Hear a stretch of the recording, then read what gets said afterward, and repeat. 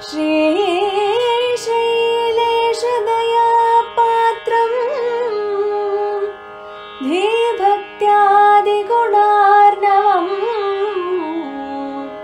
यतीन्द्रप्रवणं वन्दे रम्यजामातरं मुनिम्।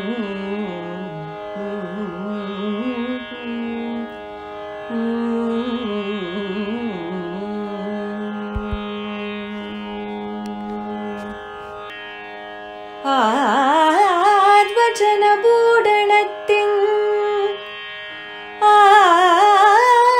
ஆழ்பொருளெல்லாம் அறிவார். ஆரது சொன்னேரில் அனுட்டிப்பார். ஓரொருவர் உண்டாகில்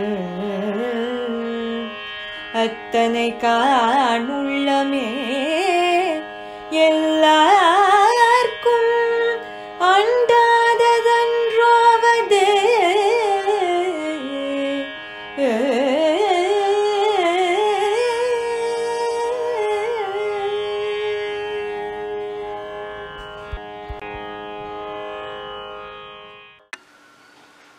ஸ்ரீமதே ராமானுஜாய நமஹ. ஆழ்வார் எம்பெருமானார் ஜீயர் திருவடிகளே சரணம். மணவாள மாமுனிகள் அருளிச் செய்த உபதேச திருமாலையை அனுபவித்துக் கொண்டு வருகிறோம். தற்பொழுது 55வது பாசுரத்தை அனுபவிக்க இருக்கிறோம். இந்த உபதேச திருமாலை என்கிற கிரந்தமே பிள்ளைலோகாச்சாரியர் அருளிச் செய்த ஸ்ரீவச்சன பூஷணத்தினுடைய வைபவங்களையும் பெருமைகளையும் கூறுவதற்காகத்தான் ஏற்பட்ட ஒரு திவ்ய பிரபந்தம் என்பதை பார்த்து கொண்டு வருகிறோம். இந்த பாசுரத்திலே என்ன தெரிவிக்கிறார் மணவாள மாமுனிகள் என்னால், ஸ்ரீவச்சன பூஷணத்தினுடைய அர்த்தங்களை எல்லாம் கிரகித்து அதெல்லாம் ஒரு ஆச்சாரியன் பக்கலிலே கேட்டு அதிலே சாதிக்கப்பட்டிருக்கின்றபடி நடக்கக்கூடிய அதிகாரிகள், அப்படி இருக்கக்கூடிய அதிகாரிகள் கிடைப்பது துர்லபம், அதாவது ரொம்ப கஷ்டம், அப்படி ஒருத்தர் கிடைக்கவே மாட்டார். ஓரொருவர் உண்டாகில் அத்தனை காண் உள்ளமே என்று அழகாக தெரிவிக்கிறார். ஆனால் அதில் இருக்கக்கூடிய விஷயங்கள் எல்லாம் ரொம்ப ககனமான விஷயம், ரொம்ப கடினமான விஷயம் அனுஷ்டானத்திலே கொள்வதற்கு. ஆனால் விஷயத்தை நாம் தெரிந்து கொள்ளலாமே அன்னி அதிலே கூறப்பட்டிருக்கின்ற அனுஷ்டானங்கள் படி நாம் வாழ வேண்டுமென்னால் மணவாள மாமுனிகள் காலத்திலேயே ஓரொருவர் உண்டாகில் என்று சொல்லிவிட்டார் என்னால் இந்த காலத்திலே போய் நாம் அப்படி ஒரு அதிகாரிகள் இருப்பாரா என்று நாம் எப்படி தேட முடியும்? ஏதோ ஒரு காலத்திலே ஏதோ ஒரு இடத்திலே யாரோ ஒரு அதிகாரி கிடைத்தால் அதுவே பெரிய விஷயம் போல நமக்கு தெரிகிறது. ஆர் வசனபூடனத்தின் ஆழ்பொருளெல்லாம் அறிவார். ஆரது சொல் நேரில் அனுட்டிப்பார். ஓர் ஒருவர் உண்டாகில் அத்தனை காண் உள்ளமே எல்லாருக்கும் அண்டாததன்னோவது. ஆர் வசனபூடனத்தின் ஆழ்பொருளெல்லாம் அறிவார். ரொம்ப வார்த்தைகள் எல்லாம் ஜாகிரதையாக நாம் கவனித்து பார்க்க வேண்டும். வசனபூடனத்தின் பொருளை முதல்ல தெரிஞ்சுக்கணும். பொருள்களை தெரிந்து கொண்ட பிற்பாடு அதில் இருக்கக்கூடிய ஆழ்பொருளை தெரிந்து கொள்ள வேண்டும்.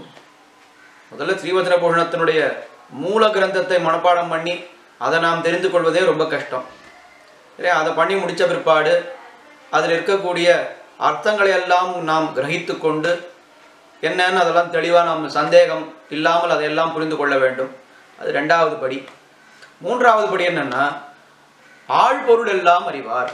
வெறும் பொருள்களை மட்டும் நாம் தெரிந்து கொண்டா போராது, அதில் இருக்கக்கூடிய ஆழமான பொருள்கள், நுட்பமான அர்த்த விசேஷங்கள் அதெல்லாம் நாம் ஒரு ஆச்சாரியனிடத்திலே காலக்ஷேபம் பண்ணி தெரிந்து கொள்ள வேண்டும். இது 3வது படி. 4வது படி என்ன சொல்கிறார் மணவாள மாமுனிகள் என்னால், ஆர் வசனபூடனத்தின் ஆழ்பொருள் எல்லாம் அறிவார். ஆரது சொல் நேரில் அனுட்டிப்பார். இந்த முதல் 3 படியை கூட கொஞ்சம் முயற்சி பண்ணால் ஏறிடலாம். ரொம்ப கஷ்டம், கொஞ்சம் கஷ்டப்பட்டு தான் ஏறணும்.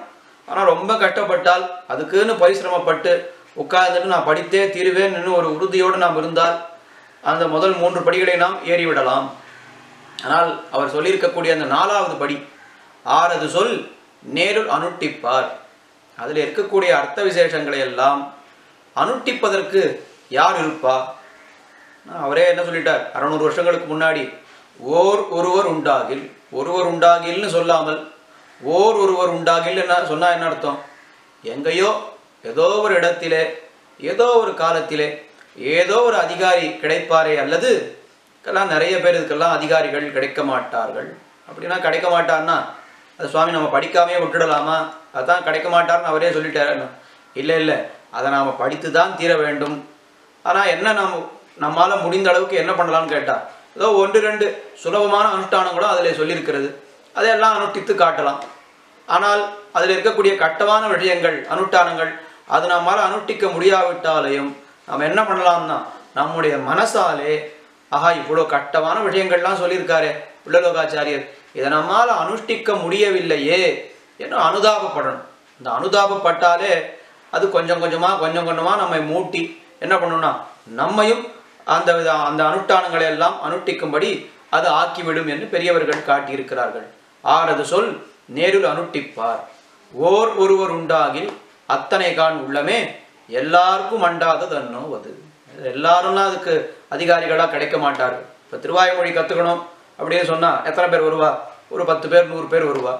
திருப்பாவை கற்றுக்கணும்னா ஒரு 500 பேர் 1000 பேர் வருவா. அதில் அந்த கோட்டிலேயே போய் ஸ்ரீவச்சன பூஷணம் கற்றுக்கலாம் வாங்கோன்னு சொன்னால் அதில் 10 பேர் தான் வருவா. ஸ்ரீவச்சன பூஷணத்தை கற்றுண்ட பிற்பாடு அதில் காலக்ஷேபம் பண்ணலாம் வாங்கோ அர்த்தங்களை எல்லாம் தெரிந்து கொள்ளலாம்னா அதில் 4 பேர் தான் வருவா. அந்த 4 பேரும் அதில் இருக்கக்கூடிய அர்த்தங்களை எல்லாம் அனுஷ்டிக்க முடியுமான்னு பார்த்தா அது ரொம்ப துர்லபம், ரொம்ப கஷ்டம், அனுஷ்டிப்பது ரொம்ப கஷ்டம் என்று மணவாள மாமுனிகள் சாதித்திருக்கிறார். அதுதான் இந்த பாசுரத்தினுடைய முக்கியமான ஒரு அர்த்தம். சரி, அப்படி அனுஷ்டிக்கவே முடியாதுன்னு சொல்கிறாரு. அப்படி என்ன அர்த்தங்கள்லாம் இருக்குது அதில் சொல்லித்தான் காட்டுமே. அது என்ன அனுஷ்டிக்க முடியாமல் போகிறதா நாம் பார்த்துடலாம் அப்படின்னு நிறைய பேர் சொல்கிறோம். ஏதோ 1-2 விஷயங்கள் அனுபவிப்போம்.